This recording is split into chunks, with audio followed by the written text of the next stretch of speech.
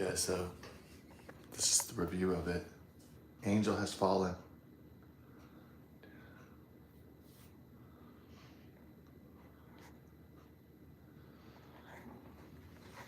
Yeah.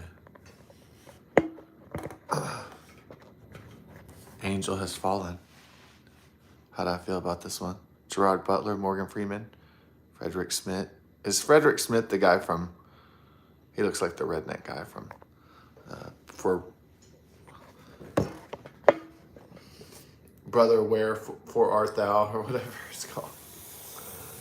Yeah, people have always told me, why don't you go see that movie? And I was actually like working at a movie theater when it came out, and I didn't see it. It didn't interest me. I don't know. Like maybe I think what turns me off from that is like there's something about George Clooney that turns me off. It's just something about George Clooney. It's not no, it's not like envy or jealousy or anything like that. It's just him. You know, there's something about George Clooney that just yeah. Maybe From Dusk Till Dawn or something like that. That was okay. Seth Gecko, uh, probably one of his. Yeah, but it usually comes like he's boring, like he's really flat, like he's just. Yeah, never been a big George Clooney fan. You know, to me, he's just like a trust fund baby, spoiled brat kind of guy. You know, had his whole world handed to him.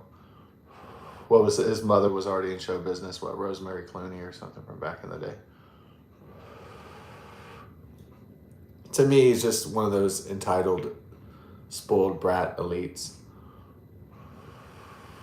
and he's boring, and he's an awful actor, really. But you know, I might check out for Oh Brother, Wherefore Art Thou? You know, just since some people have said, oh, it's such a great movie, so I might check it out though, even though George Clooney's in it. But yeah, I guess that's the guy, right? That's the guy, the redneck looking guy. I suppose that's Frederick Smith. So um, we have Angel Has Fallen. Okay, so it's certified. I'm sorry. It's audiences love it, 93%. Oh wow, the critics don't like it. Yeah, from back in 2019. Huh. The audience loves it, but the critics are critical of it. Fascinating. Oh, did I leave Disney on? Oh no. Indy 500. Yeah. Okay. I turned the sound because I think it was on a Disney channel. I don't usually watch the Disney Channel or so. Uh,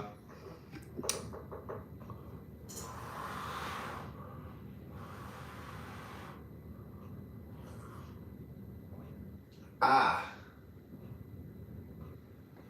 Yeah.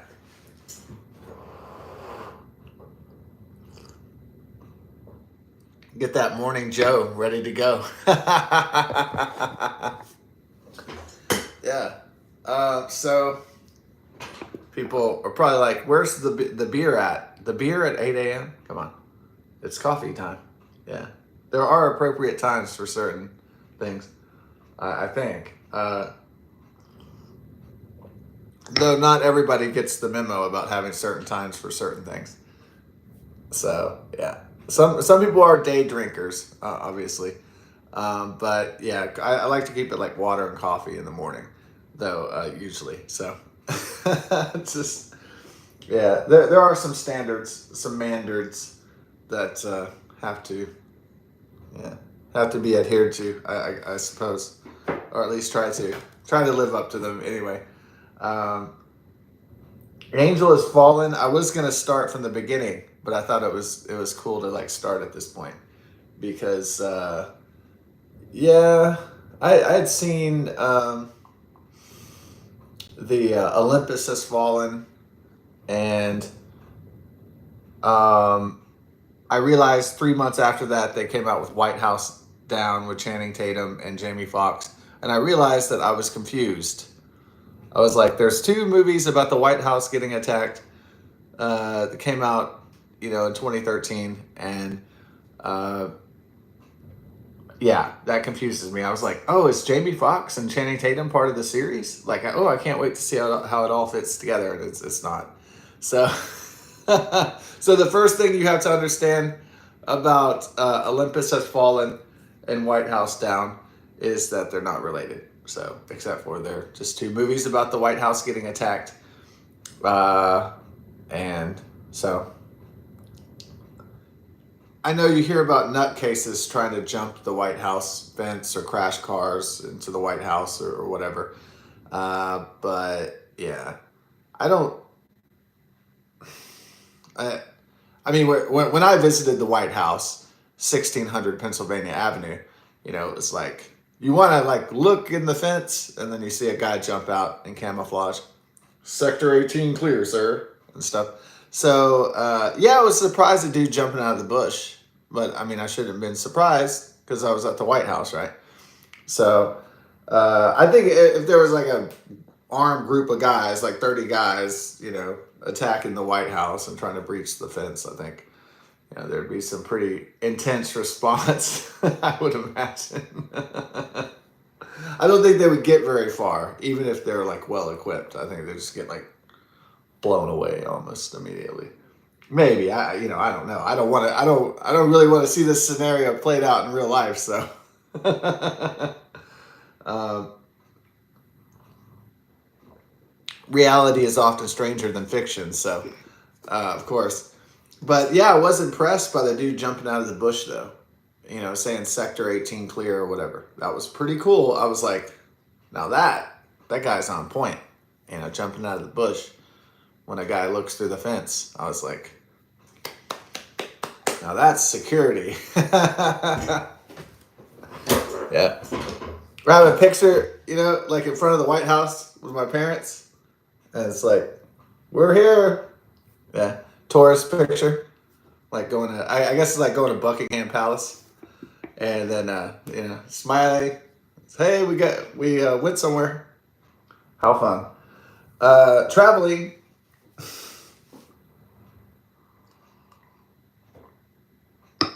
And I recently saw, I haven't seen actually Olympus Has Fallen for a while. So it's been a few years. But I just recently saw London Has Fallen. And, that plot's pretty ludicrous as well. Yeah. So, it's. I was really surprised in London Has Fallen that they went with Arabic terrorists. I was like, wow, they went that direction because a lot of especially the Die Hard movies, they had shied away from, I guess, ethnic or religious terrorists. Terrorists with a particular, especially Middle Eastern slant. I'm really, I don't know why that decision was made, but it was made for the Die Hard series. But for the Fallen series, they just said, fuck it. We're going to make Arab militant jihadi. We're going to make them the bad guys. Like, we don't give a shit. And so that was kind of refreshing that they just, kind of acknowledge in a fictional movie more like the reality. That you could take the entire London down. I don't know about that. But it is a Hollywood movie, so in Hollywood movies, terrorist groups and evil forces they take over, and militant jihadis and gangs they take over entire cities in the fictional world of film, and it typically doesn't happen in real life. Knock on wood, thank God. So.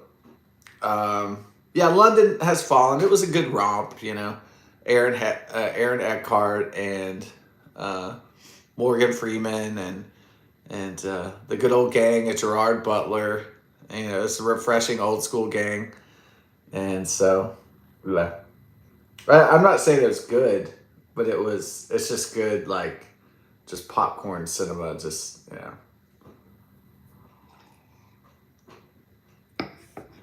yeah. I really like the one thing I like about the Fallen series. I love how Nick Nolte is the dad of Gerard Butler. I think that's genius.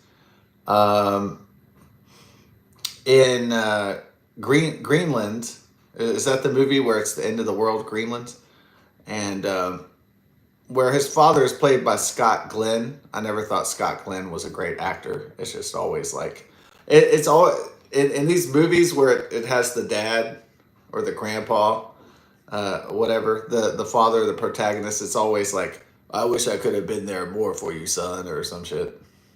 It's just like, yeah, it's cliche at this point, but certainly the Nick Nolte, Gerard Butler, the Banning and Clay relationship is way better than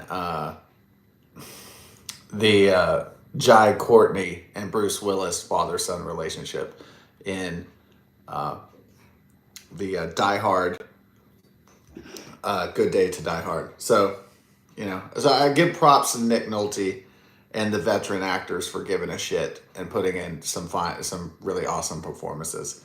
So, yeah, that was really lovely. It's great to seeing Morgan Freeman and Nick Nolte and Gerard Butler and Aaron Eckhart. That's like old friends, and so it was nice, refreshing.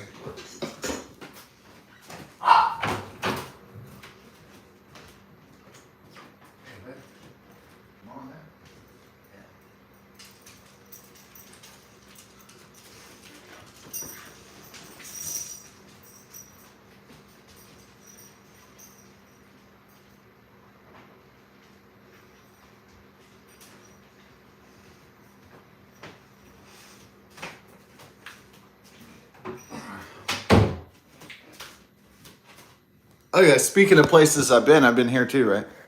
Oh yeah. Well, they show the bridge.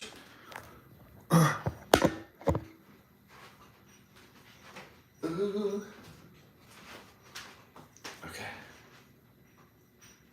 There we go. Back to it. Before it went into. All right. Let me see. I think my dog has to. Not ripping ass. All right, let's go, potty.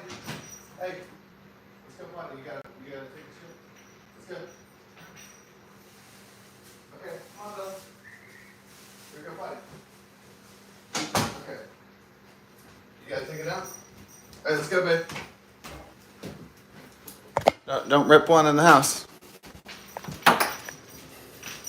You gotta go, Rebecca. All right, let's go. Let's go before you have to drop a dookie. Okay, I know. You gotta drop it up. Okay, that's fine, babe. Okay. All right, we'll get you.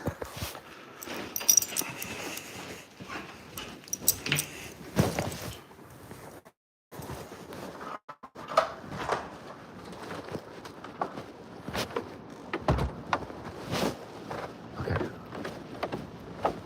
Like a shit emergency here.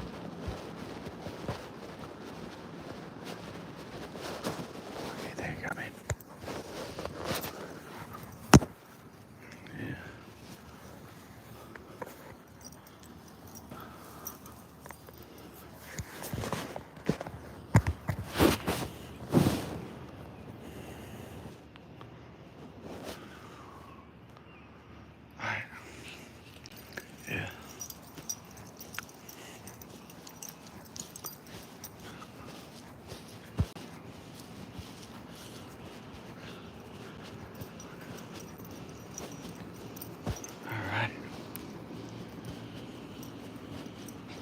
Okay. Good girl. All right, I'm sorry. I didn't know you had to drop some. That's cool.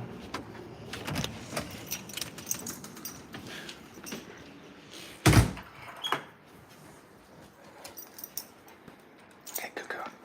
All right. Be careful. All right. Okay, you're good. Yeah. All right, it's all good. Yeah. Get some water. Yeah.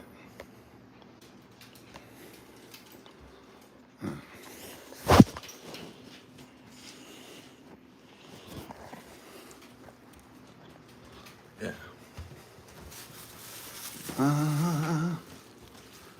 She was about to urinate. Urinate.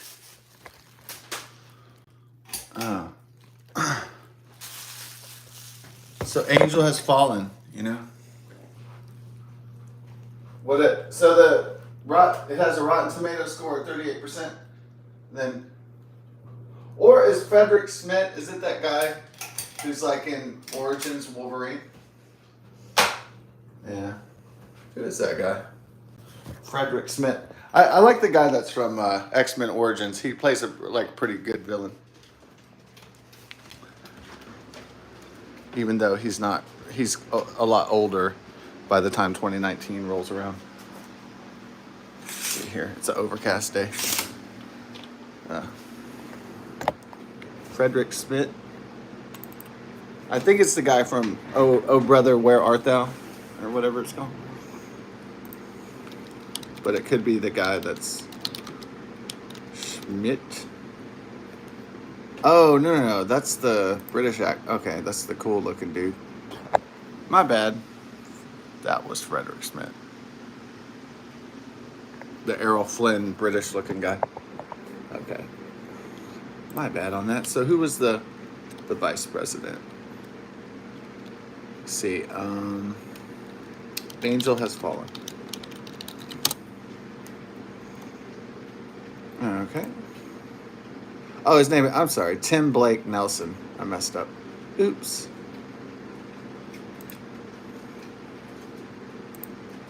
Oopty. So this is, yeah, so that's the cast. Oh, Danny Houston is the villain. Lance Reddick, Gentry. Okay, Tim Blake Nelson is the dude from Oh Brother, For Where Art Thou? Okay, and that's Frederick Smith. I was kind of like, I thought they would have put Tim Blake Nelson, or I thought they would have put someone other than Frederick Smith on the billing, but on the main billing. Yeah. But I guess Tim Blake Nelson, he does have a prominent role in the movie, but it's Tennessee River. It does little screensaver slideshows if you go away.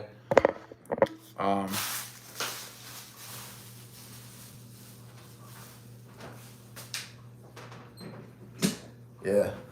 So why don't critics like this movie? It's got Morgan Freeman. Yeah.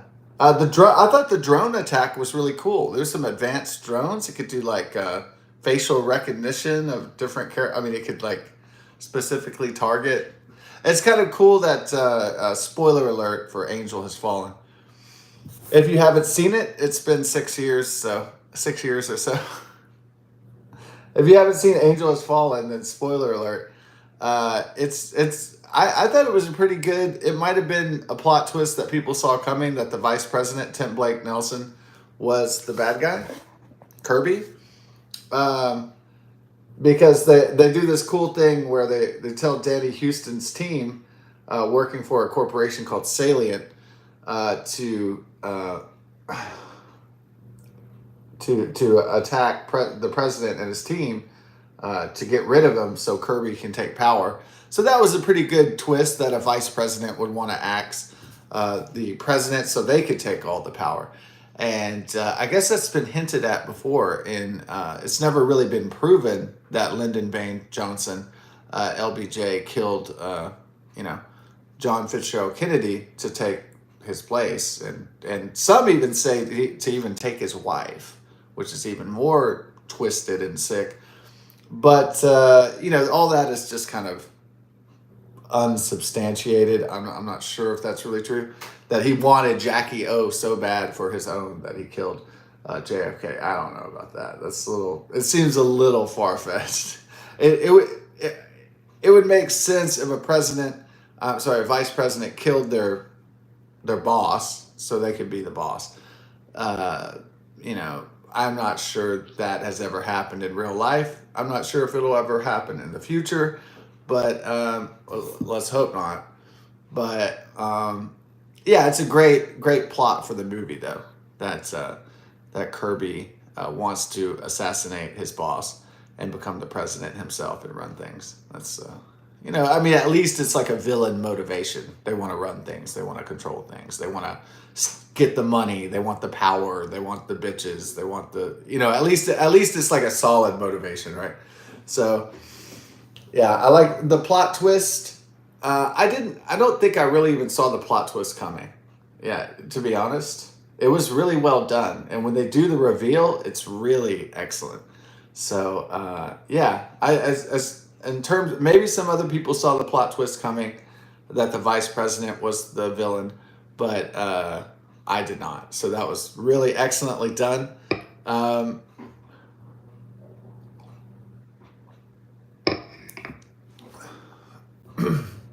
so I guess Gerard Butler is an okay actor, but he's not a great actor.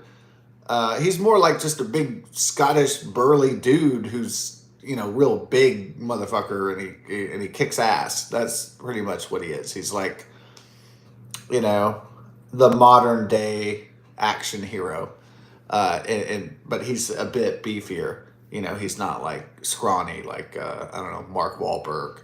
He's a lot more brawnier, a lot more masculine. This big burly Scottish dude, Gerard Butler. And so, anyways, he's not really getting hired for his acting. It's really just his looks and his popularity. And so that works for Agent Banning in the Fallen series. And so, but yeah, I mean, he's kind of like a legend in his own right, I think. So, um, I would never nitpick his acting. Um, yeah, the supporting cast is pretty good, except for Jada Pinkett Smith. Yeah, Jada Pinkett Smith. This is way before the Will Smith slap and the Chris Rock choke. What was it? G.I. Jane going on over there. Yeah, it was way before that. But you realize that Jada Pinkett Smith is kind of riding. She's been riding Will Smith's coattails. Been kind of riding the coattails of Hollywood for a while, and now it's kind of crashing out. You know, and she gives a pretty flat performance as a FBI agent, and it's yeah, it doesn't sink the movie because she just has a small supporting role, and then so, but I'm sure the audience, when her and her accomplice get killed, shot in the head, I bet the audience was like, yeah, we didn't like that character anyway. I don't know. I think it's because Jada Pinkett isn't a great actress, and so she's just somebody who got lucky or something. You know, married Will Smith. She's just the girl. She's kind of like the Meghan Markle. You know, she met the guy who was really successful, and she clung on to that. And well, if I type in Jada Pinkett Smith, I get, oh, there's a divorce rumors. I don't know, but I'm not going to go into all that stuff. But in terms of being an actress, I don't see how she even gets work today, really. To me, she's flat. She's bad. Yeah.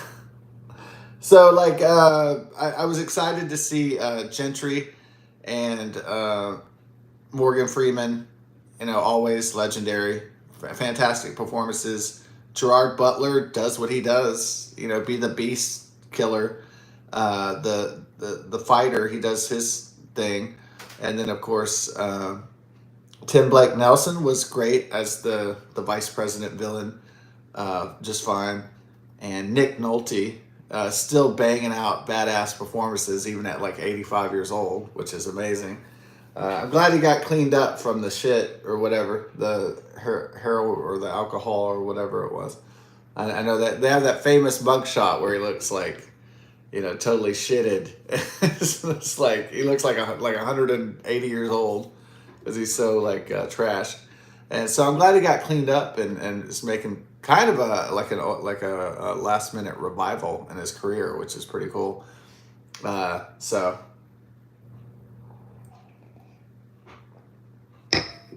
I love that like cranky old man. That's like my favorite. Now, if you met a cranky old man in real life, it's not going to be that fun, right? It's going to be like, oh God, this guy's just gonna get on my nerves. But yeah, actually, no, he doesn't really play cranky old man. He plays the loving, supportive father and grandfather, and he fights for his family. And I love his character as like a Ted Kaczynski character who went off the grid, and I enjoyed him before. I don't know if he was in London Has Fallen or if it was probably Olympus. Uh, but yeah, Nick Nolte, always think he's a pretty excellent actor. So in this one, I was happy that he had a great arc and reconnected with the family. His character is called Clay in this movie, but it was fun. I mean, it was like genuine like father and son bonding. It wasn't necessarily on the level of father and son bonding like um, Indiana Jones and the Last Crusade. Sean Connery and Harrison Ford, they took the father and son bonding to the next level, but they didn't drop the ball like A Good Day to Die Hard. But back in 2013, I don't know if Bruce Willis was already having his dementia problems or whatever. So I'm not sure how much of it was. Actually, I'm pretty sure that A Good Day to Die Hard was a bomb because of the script and because of the writers and the executives. And it's not really. I guess maybe a lot of the blame goes to the actors because that's ultimately what the audience sees. But really, if a movie is really a bomb, it's really terrible, it's really the executives and the writers and the producers. That's it. So if it ain't on the page, it ain't on the stage, baby. So as the old saying goes.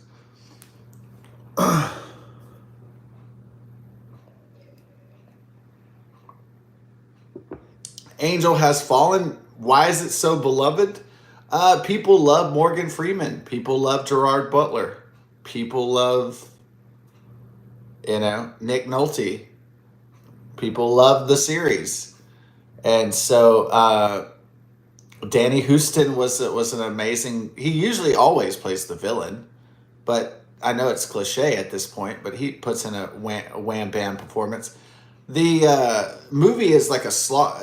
I know the movie faces criticism because it's like The Fugitive in a lot of ways. The good guy gets blamed for a evil deed, and all the law enforcement's trying to find him and stuff like that. And he's escaping, and running through the woods and all these things. The nighttime. The nighttime chase is amazing, though. I mean, I like the drone attack. I like the nighttime chase. So I think the action is really well done in this movie. Very well done. Actually, it's to have a rainy night chase by all the federal and the local police and law enforcement after Gerard Butler's character, and that he steals a truck, an 18-wheeler. That was fucking brilliant. That was awesome. Yeah. To me, that was like it was a really out of the box, like, it might have been a standard chase to some people. And in some ways it was, but it was like a good it was like like all the visuals and everything, the atmosphere, the cinematography is great. It's totally on point.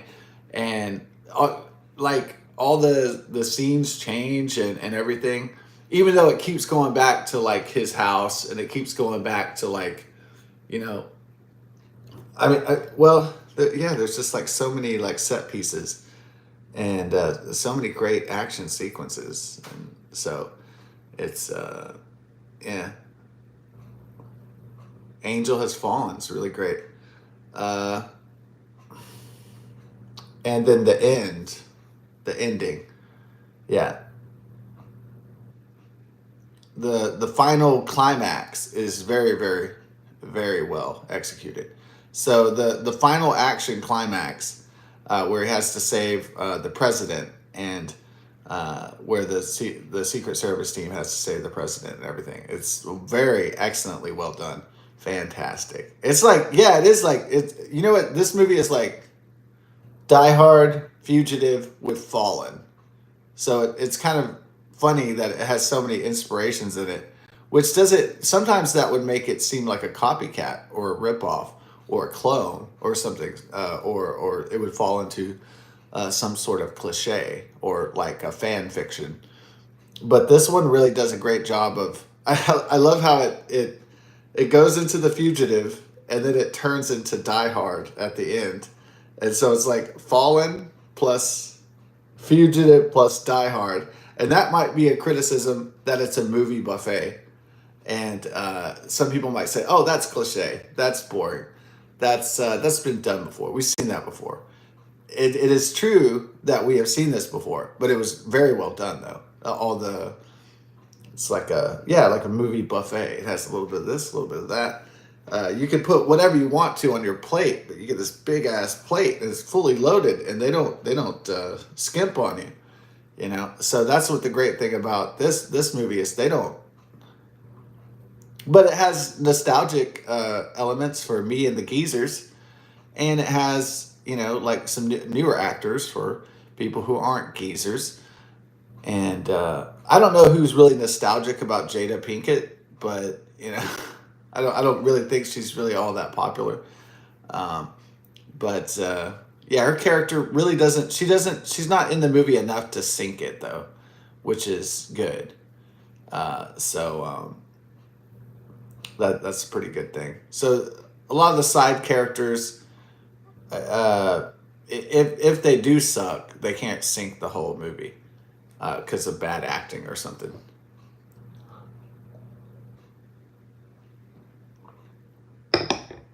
Yeah,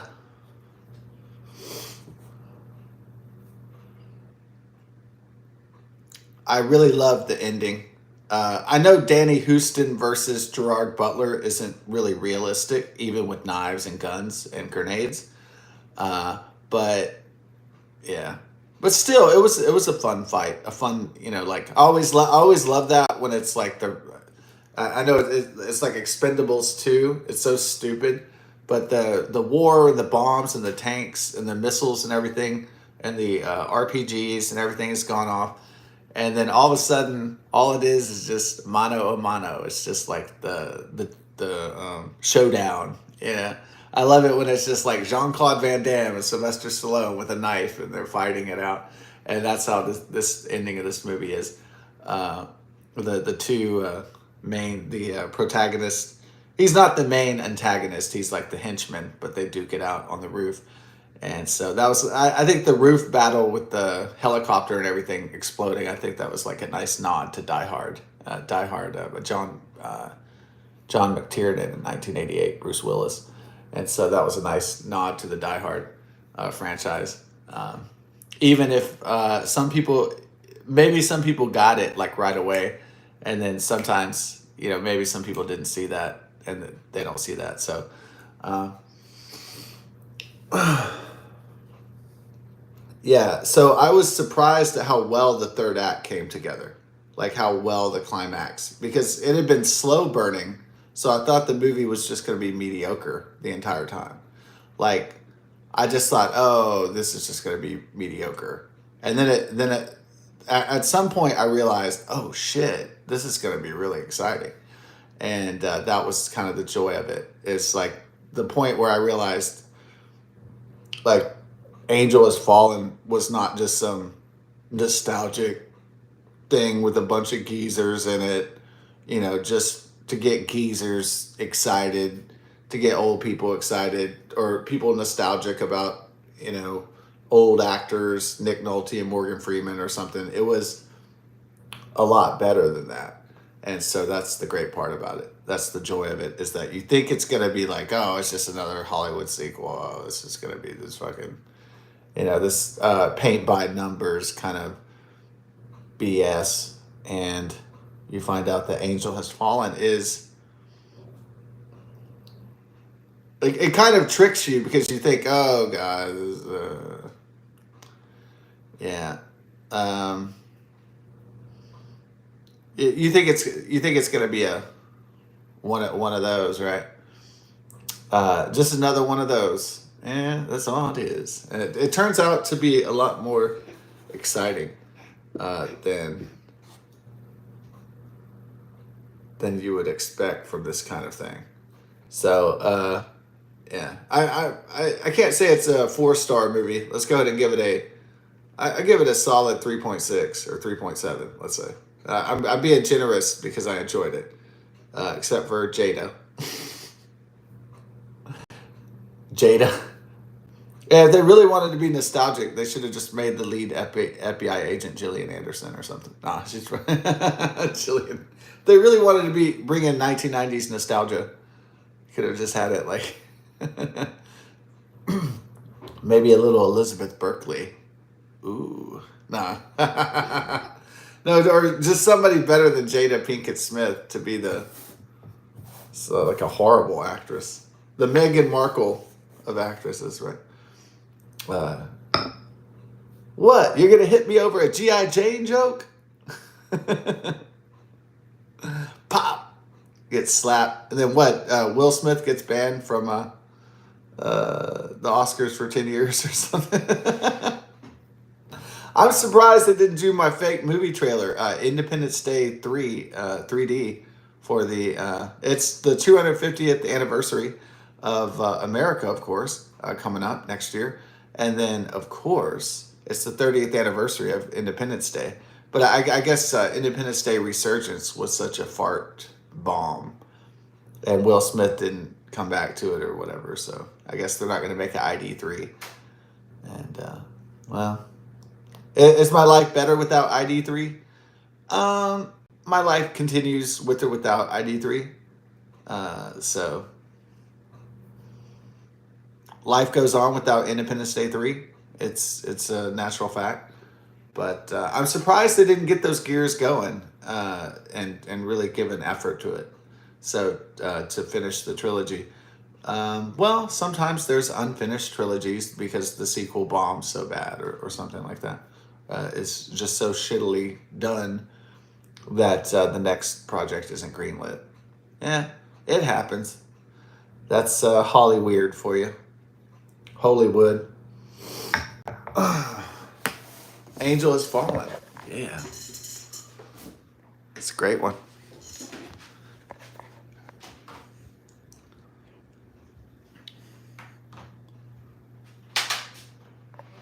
Yeah. I don't know about the 38% by the critics, but I'll tell you what. I'm more in this 93% camp right here. Yeah, I don't expect every movie I see to be some Kubrickian masterpiece or something. Some intellectual. I don't expect every single movie I see to be like Christopher Nolan's Memento, like some mind-bending intellectual exercise. It doesn't always have to be that. Sometimes it can just be fun. Yeah, so that's fine. Also, on the flip side, sometimes a movie can just be fun and exciting, and I'll